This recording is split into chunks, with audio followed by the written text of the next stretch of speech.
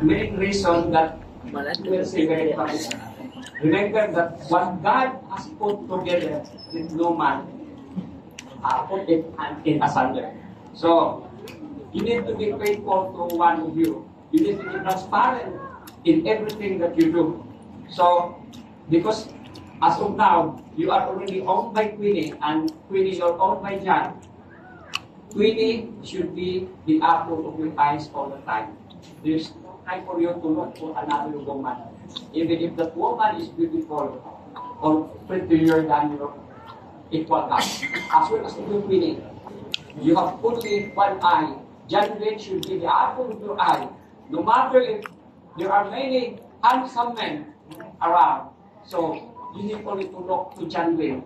So I hope that your relationship will become better, sweeter as the years go by.